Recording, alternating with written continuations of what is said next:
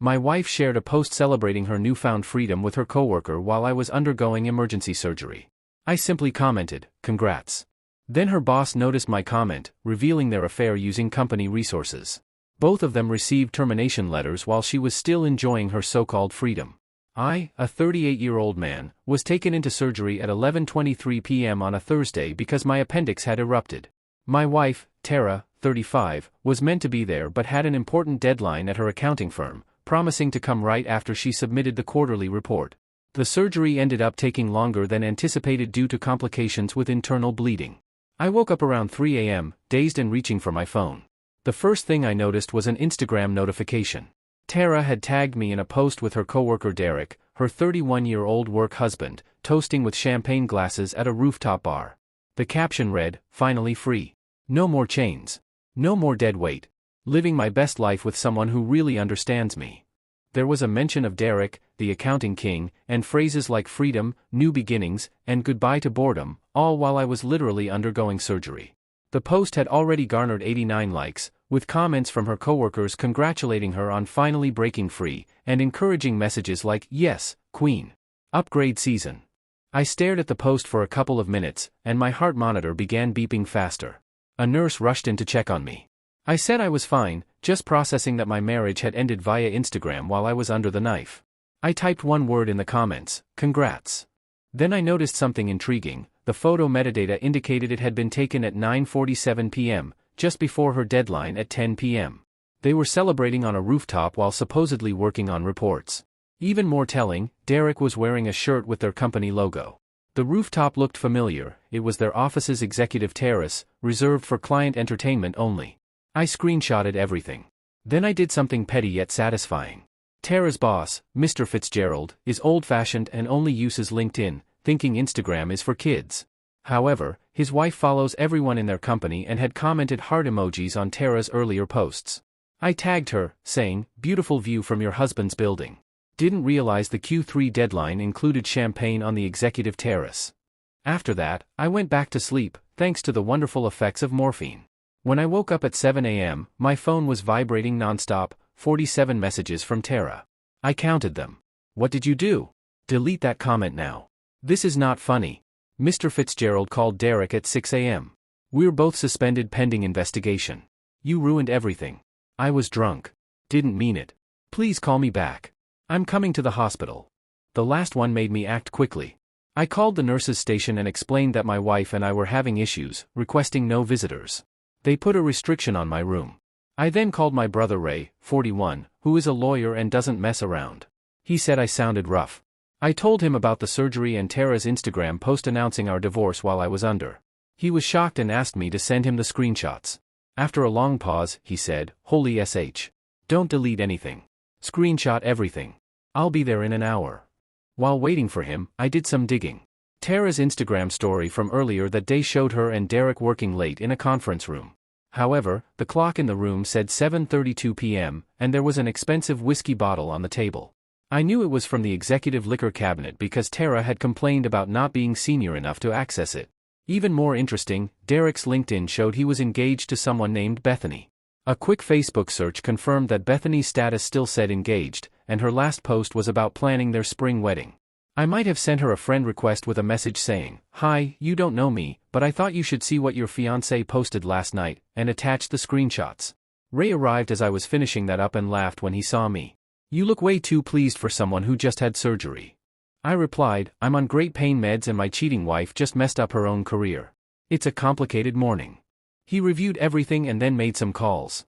By noon, he had filed the separation paperwork and frozen our joint assets, just our emergency fund, which she would have definitely drained. The best part came at 2 p.m. when Mr. Fitzgerald called me directly. "Mr. Thompson, this is Robert Fitzgerald from Pinnacle Accounting. I apologize for calling during your recovery, but I needed to personally address this situation." I responded, "No problem. How can I help?" He continued, "First, I want to apologize. The behavior shown by our employees was unprofessional. They used company property for personal celebrations during billable hours, accessed restricted areas, and consumed client entertainment resources without permission." I agreed, "That does sound serious." He said, "Both employees have been terminated effective immediately. We will also be pursuing recovery of misused resources.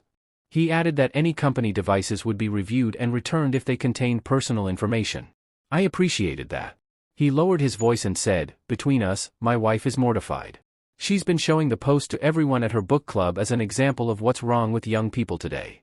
After he hung up, I checked Instagram again. Tara's post was gone, but of course, the internet is forever. Someone had already screenshot it, and it was spreading through their company's gossip network. I received a text from an unknown number. "This is Bethany.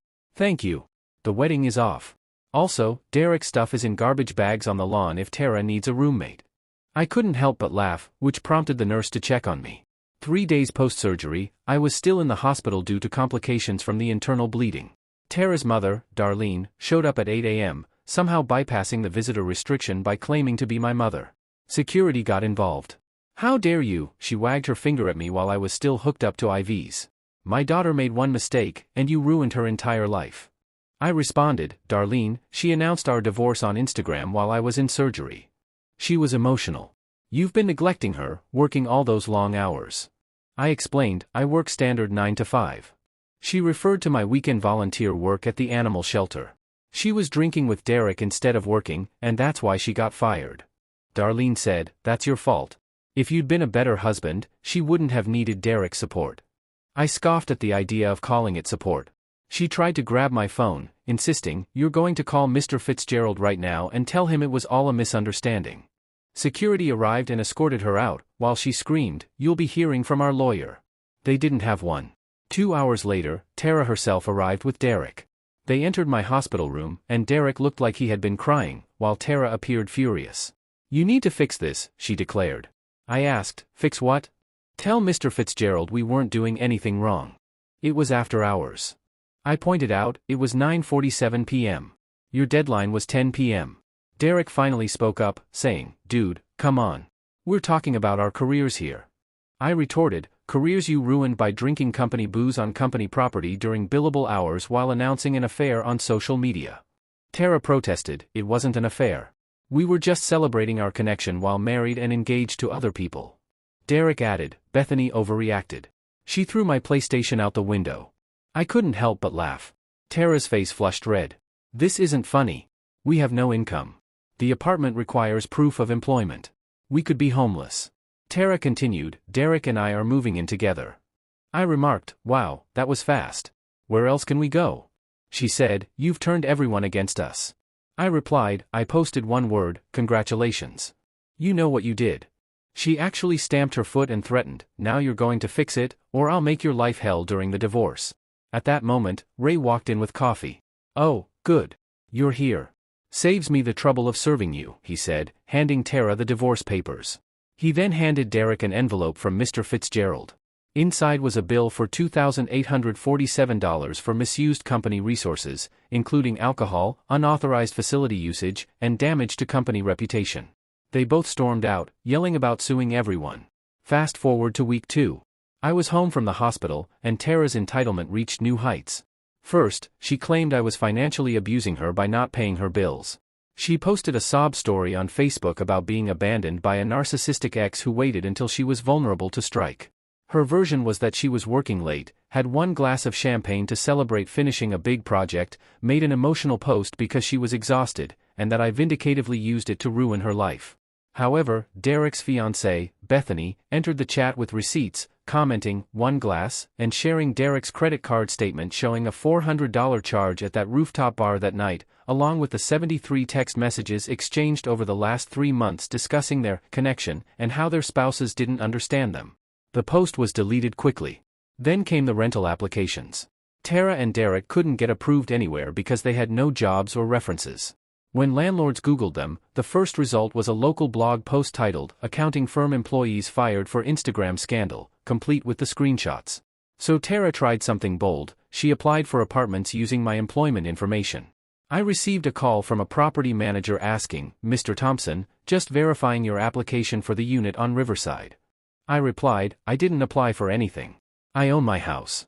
The manager explained, "Someone named Tara Thompson applied, saying you were her husband and would be co-signing." I informed them, "We're getting divorced. Please flag that as fraud." This happened 3 more times. She also attempted to 1. Get a car loan in my name, which failed because I had already alerted the credit bureaus. 2. Return to the house while I was at a follow-up appointment, which failed since I had changed the locks and a neighbor called the cops. 3. Claim unemployment saying I was the reason she was fired, which failed due to company documentation. And 4. Start a GoFundMe claiming she was abused and left with nothing, which failed as Bethany posted the receipts in the comments. The peak of her entitlement came when she called my job. My boss pulled me aside and said, "Just got an interesting call. Your soon-to-be ex-wife wants me to hire her because you owe her since your employee ruined her life. She wanted me to hire her to work with me, and even better, she wanted my position, claiming I could be her assistant since I was used to serving her anyway." My boss laughed and told her, "We don't have any openings in the delusional department." Meanwhile, Derek faced his own crisis. It turned out Bethany wasn't just throwing his belongings out, she was a paralegal, and her dad was a lawyer. They were going after him for the $30 he had spent on the wedding venues they had already booked. He called me in tears, saying, "Bro, can you tell Bethany I'm not that bad? Maybe we were just friends." I reminded him, "You literally posted about living your best life with your soulmate while your fiancé was wedding planning." He replied, "It was the alcohol talking for 3 months of texts." Final update, it's been 3 months since the surgery, and the divorce is finalized. Tara got desperate and started a consulting business claiming 15 years of accounting experience, listing 5 fake clients, including companies she had audited at Pinnacle. Mr. Fitzgerald found out when a client called asking why their former auditor was claiming to be their current consultant. He sent cease and desist letters and contacted the State Board of Accountancy about her misrepresentation of credentials. She is now banned from practicing accounting in our state for 3 years. As for housing, unable to get approved anywhere, Tara and Derek moved in with his parents, but that lasted only 4 days. His mom kicked them out when she found them day drinking in the basement while job hunting. They are now in Tara's childhood bedroom at Darlene's house, where Darlene charges them rent. Regarding jobs, Derek got a position at a tax prep chain doing seasonal work for minimum wage plus commission. He messages me monthly asking for references. Tara works part-time at a makeup store and posts about being too good for corporate culture while pursuing her passion, apparently getting written up twice for lateness and once for drinking on her lunch break. The legal aftermath was straightforward. There were no kids and a clean asset split. Tara attempted to claim alimony, but Ray quickly shut that down, citing her own social media as proof of adultery. She was also capable of working. She had to pay me $1,400 for the fraudulent apartment applications and attempted identity theft. Pinnacle Accounting pursued the $2,847. Derek's wages are being garnished, and Bethany successfully sued him for the wedding deposits, meaning his tax prep checks mostly go to her. As for social consequences, their former coworker crowd dropped them completely. Turns out no one wants to associate with people fired for stealing company booze and publicly wrecking marriages. Tara has been through 3 friend groups, each one realizes she's the common denominator in her drama. Derek tried to reconcile with Bethany, but she is now engaged to someone else and even posted their engagement photos at that same rooftop bar. Petty? Yes. Deserved? Also yes. In a plot twist, I received a LinkedIn message from a recruiter. Pinnacle Accounting is expanding their audit division, and Mr. Fitzgerald personally recommended me for a senior position, citing my professional handling of a personal crisis and my integrity under pressure. The salary is double what Tara was making, and I start next month. In a final act of pettiness, I donated $500 to the animal shelter in Tara's name. They sent her a thank you card with a photo of the dogs I help walk on weekends, you know, during all that neglecting I was supposedly doing. Tara texted me, "Really? This is so childish." I replied, "Congratulations on supporting a good cause," and then blocked her number. The last real update came when I ran into Darlene at the grocery store. She tried to guilt-trip me again, saying Tara cries every night and Derek is useless. I simply responded, "Sounds like they're finally free then. Isn't that what they wanted?"